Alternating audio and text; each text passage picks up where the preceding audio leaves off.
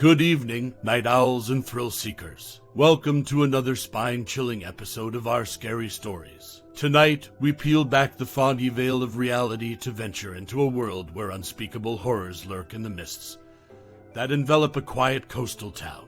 I am your host, guiding you through the labyrinth of dread, where not even the briny sea can wash away the stains of fear. Settle in, grip your armrests, and extinguish all lights, except for one, perhaps. You may need it to fend off what emerges from the shape in the fog.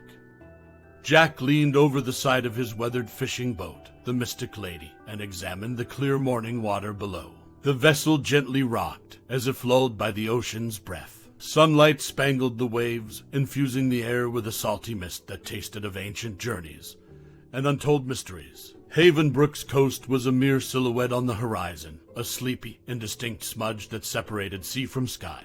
Ah, the perfect catch awaits, he muttered to himself, wiping his brow with a rough hand. He felt a companionship with the sea that most in his coastal village of Havenbrook could never understand. They loved the ocean for its bounty but feared its depths. Jack loved it for the very mysteries they shied away from. He checked his fishing nets and lines, making sure everything was primed for a day of solitary work. But as he turned to grab his thermos of coffee, he noticed something, a distant bank of fog, unlike any he had ever seen. It was dense and nearly impenetrable, like an ashy cloud had descended to kiss the surface of the sea. The water around the fog seemed restless, agitated. "That's strange," he whispered. He took a sip of his coffee, but found that it tasted like ashes in his mouth. His eyes narrowed as he observed the fish leaping away from the mist, their scales glinting like panicked shards of sunlight. Jack felt a pull of curiosity, a fisherman's inquisitiveness that had so often led him to hidden fishing spots. But this felt different, as if he were a moth contemplating a flame not of this world. Rational thought warred with innate curiosity as he weighed the cautionary tales of sea monsters and phantom ships, stories told and dismissed around Havenbrook's dinner tables. Eventually, curiosity won. Maybe there's a logical explanation, he thought, and cautiously steered the Mystic Lady closer to the enigmatic fog. The boat's motor hummed a reluctant dirge, as if protesting this venture into the unknown. As he entered the wall of mist, the temperature dropped abruptly. He shivered, feeling as if icy fingers were caressing his spine.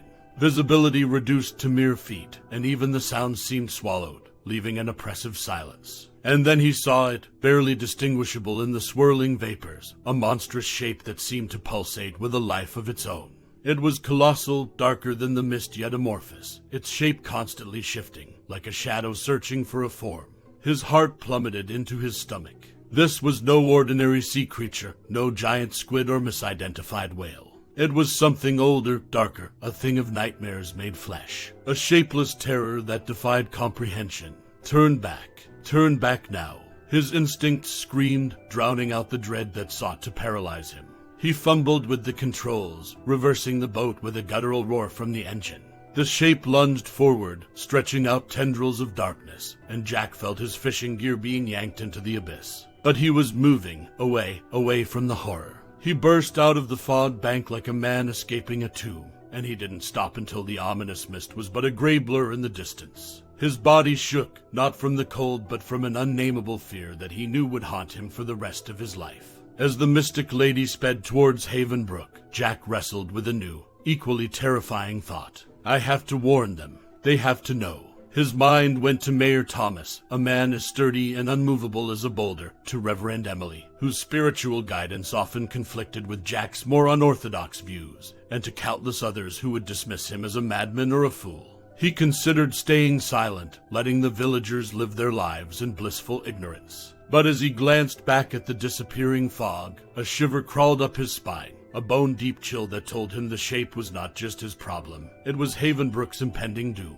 And so, he steeled himself for the ridicule, the scorn, and the disbelief. Because even if he stood alone against an insidious terror, he would stand. So he sailed onward, each wave carrying him closer to a destiny interwoven with ancient fears and whispered folklore, a destiny that would test the very fabric of his community. Yet, what weighed heavier on his mind was not how Havenbrook would confront the unknown, but whether it even could. Jack's boots thudded against the worn wooden planks of the harbor as he disembarked from the Mystic Lady. The atmosphere in Havenbrook felt heavy, as though the air itself were thick with skepticism. Faces peered at him from the windows of quaint seaside homes, eyes narrowing at the urgency in his step. He made his way to the town hall, a centuries-old building that looked as if it were crafted from the very rock upon which the village stood. Its walls, a weather-beaten gray, matched the stormy eyes of Mayor Thomas, who sat at the head of an elongated oak table in the council chamber. Flanking him were key members of the community, Reverend Emily, whose kind smile seemed a touch forced today, Patricia, the owner of the local inn, and a few other prominent citizens. They all looked up as Jack entered, his face etched with a concern that grabbed their attention,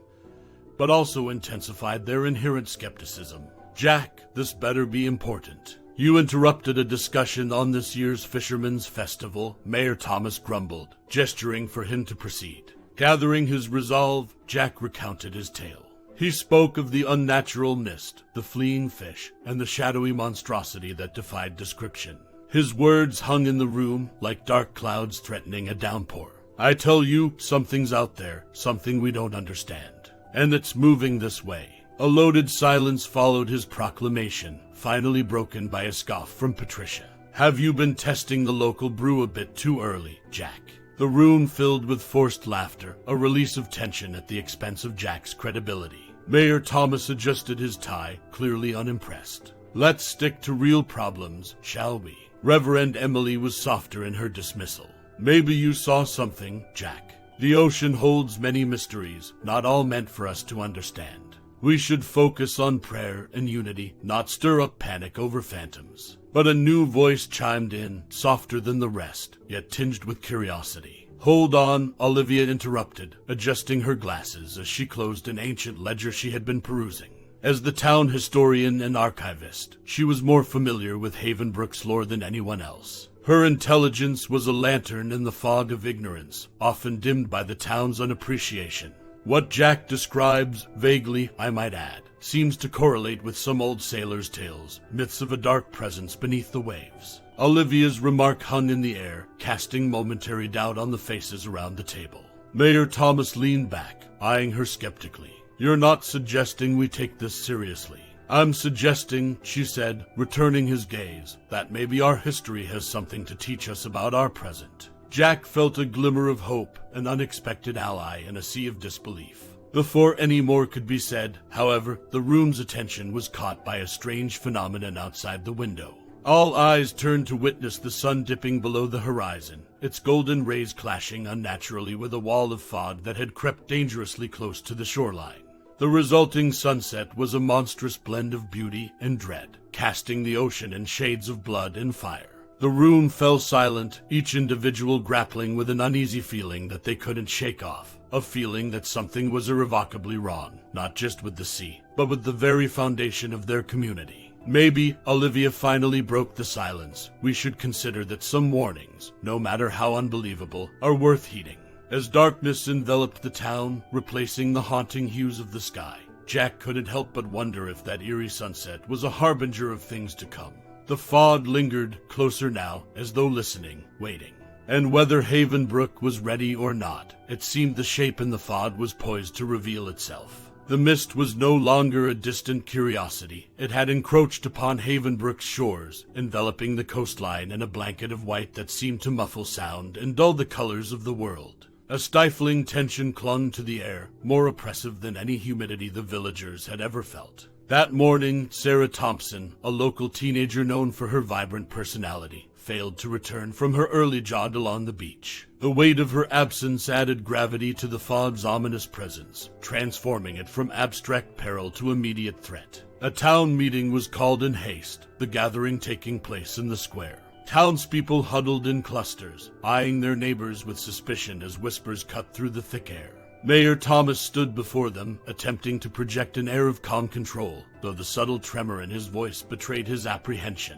"Let's not jump to conclusions," he said, squinting into the crowd. "The authorities are looking into Sarah's disappearance. In the meantime, we should do something about that fog." A voice yelled out, triggering murmurs of agreement. "It's cursed. That's what it is." Reverend Emily interjected, raising her hands to plead for spiritual unity. We should turn to prayer and faith, not point fingers or spread rumors. But the crowd was past the point of easy placation. Arguments broke out, some called for scientific investigation, some for religious intervention, and others for immediate, aggressive action.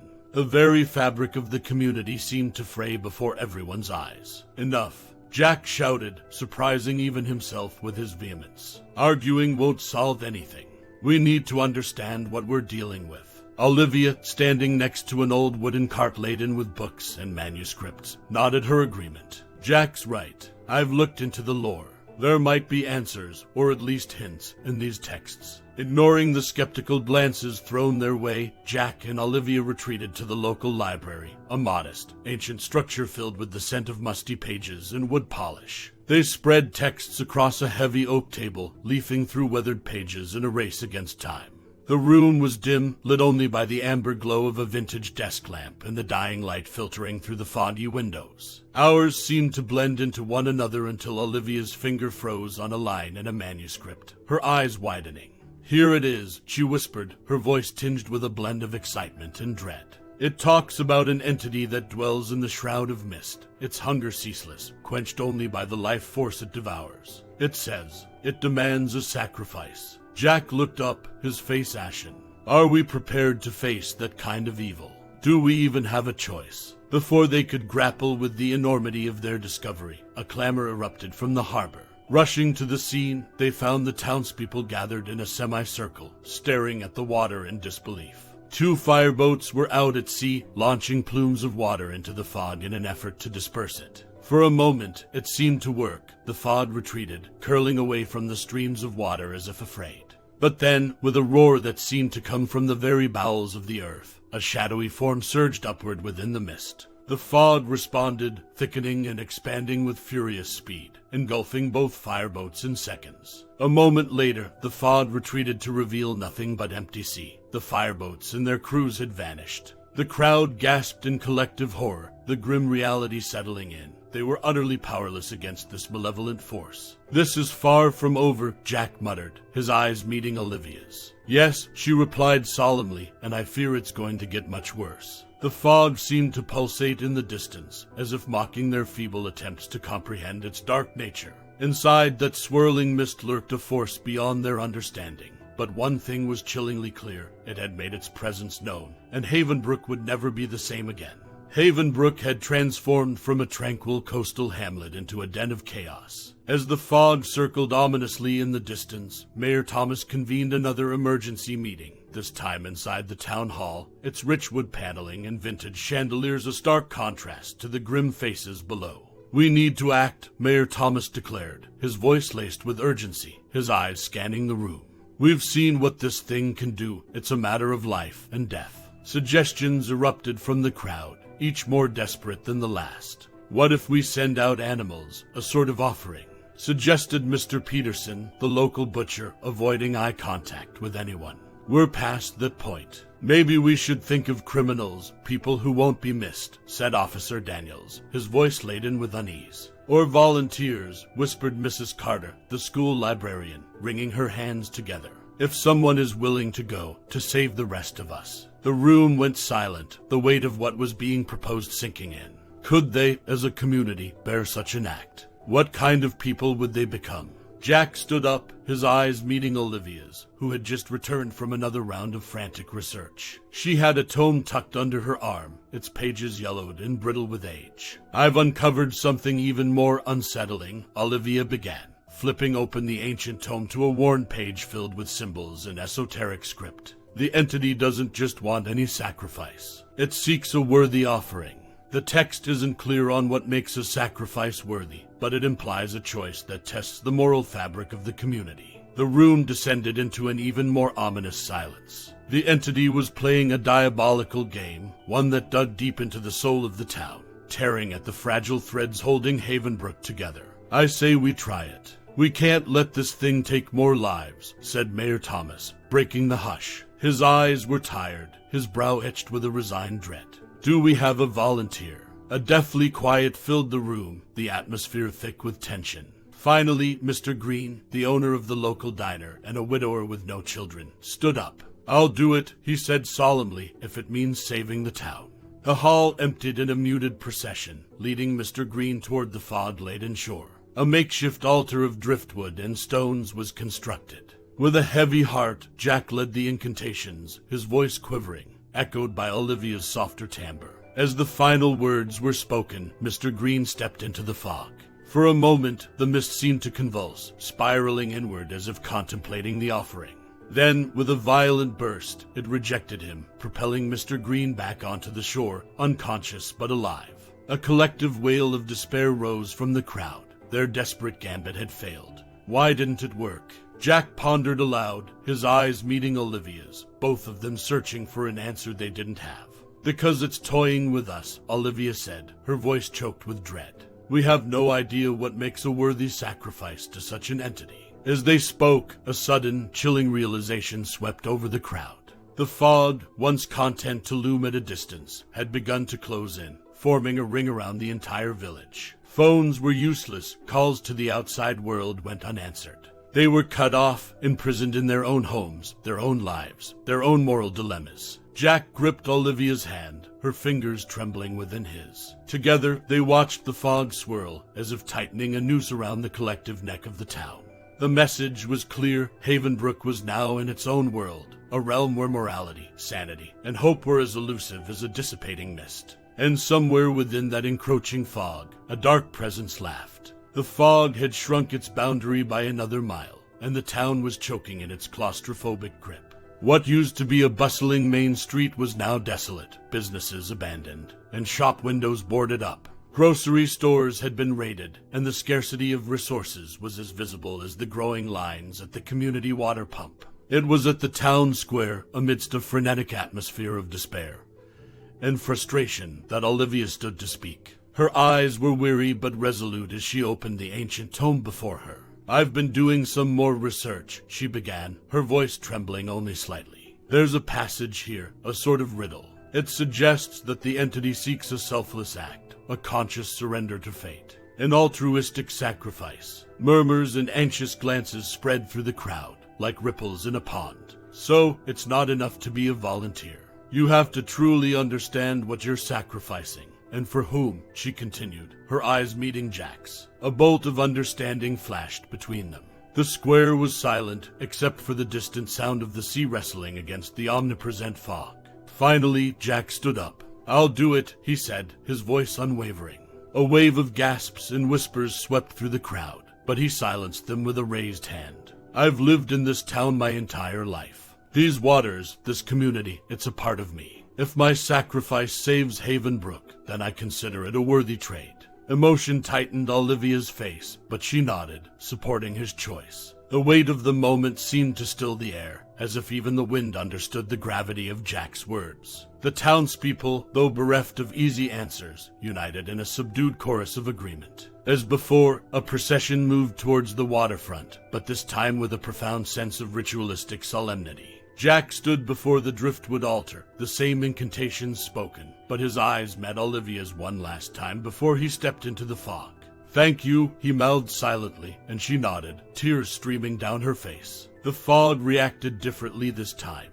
It quivered and pulsed, as if scrutinizing the essence of the man before it. And then, almost gently, it enveloped Jack, swallowing him whole before retreating like a tide pulling back from the shore. He was gone, but the town remained. Yet something was off. The fog didn't disappear, it merely retreated to the horizon, lurking there as a constant reminder. And in that moment, a new, unsettling understanding dawned upon the faces of the Havenbrook residents. Olivia, her voice tinged with a bitter mix of relief and dread, encapsulated what they all were thinking. "It's not over. This may happen again, maybe years from now, maybe generations. But we've learned something, haven't we?" Those gathered around shared uncomfortable nods. The entity had shown them not only the fragility of their lives, but the depth of their values. Jack had given them a gift, a future, however uncertain.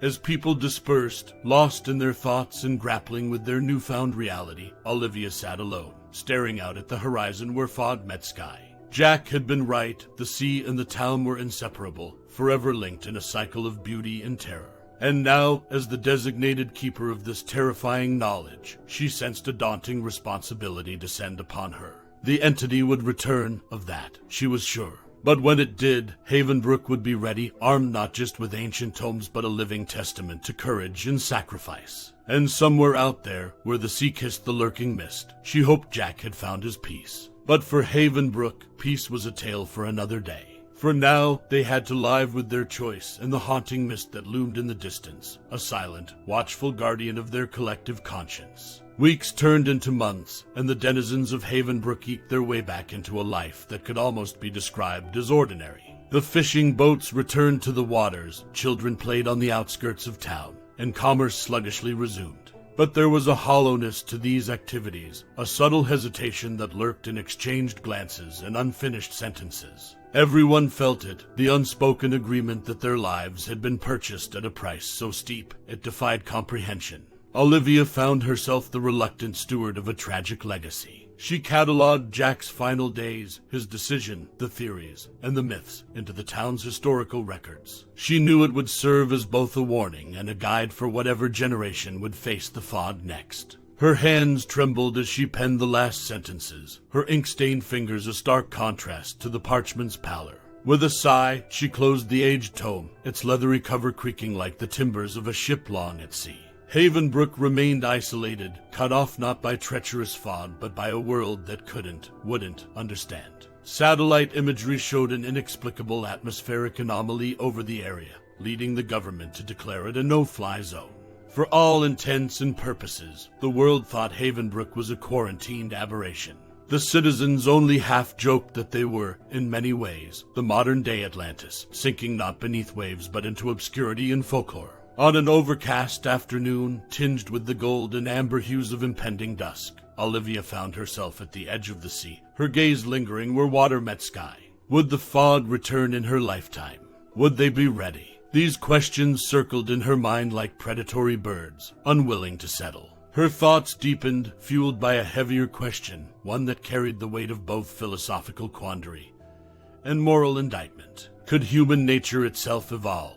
Could a society ever reach a point where collective wisdom transcended the need for individual sacrifice? She found no answer in the lapping waves or the horizon's faint line. She found no resolution in the whispering wind or the sand that yielded under her contemplative steps. And yet, she felt a strange, nebulous sense of hope. It was as though the sea, in its infinite complexity, held untapped possibilities, solutions still to be discovered, lessons yet to be learned. She was anchored to this spot not just by duty or fate, but by a belief, however fragile, that understanding could, someday, displace dread. But for now, she turned back towards Havenbrook, its light starting to twinkle as day conceded to night. The town looked deceptively serene from this distance, its scarred psyche hidden behind walls of silence and shadow. She took a final look at the darkening horizon, where the fog had once emerged, a spectral enigma born from the sea's unknowable depths. It was still out there, she knew, waiting, watching, perhaps even pondering its strange relationship with the humans who dared inhabit its domain.